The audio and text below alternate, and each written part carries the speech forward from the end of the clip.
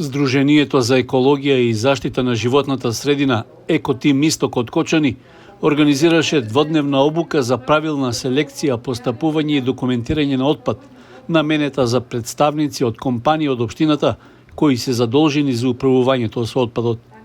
Целта на обуката е компаниите да се запознаат со законските регулативи за правилно управување со отпад, принципите за селектирање, последиците од неправилно постапување, документирањето на процесите за селектирање и одложување на отпадот.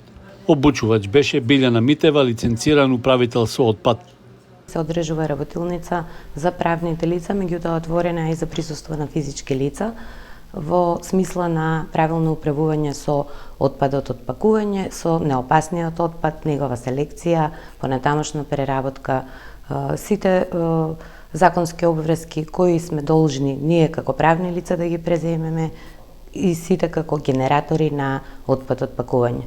Задоволство ми е и чест дека заинтересираноста е навистина на високо ниво и дека овој проект апсолутно сите резултати кои ќе бидат постигнати, ќе бидат видливи за сите граѓани на општина Кочани, меѓутоа и да покажеме резултати со бројки, за да можеме понатаму да ги креираме политиките за управување со отпад. Сметам дека до крај на април 2026 година овој проект треба да заврши, меѓутоа тоа не значи дека со завршување на самиот проект дека ние престануваме со активности. Сдруженијето Екотим Исток, секако во сработка со Екопроектко, понатаму продолжува со имплементација на сите стекнати знаења на компаниите, управителите со отпад и на сите чинители.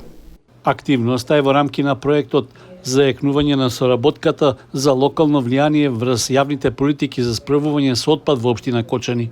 Го спроведува Сдруженијето Екотим Исток во рамки на програмата за подгрантирање на проектот Добро владење во животната средина на Зелена агенда за Западен Балкан.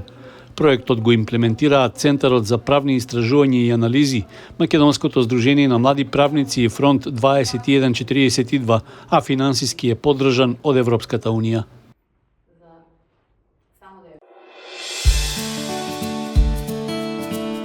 Канал 8 телевизија на вашиот мобилен уред.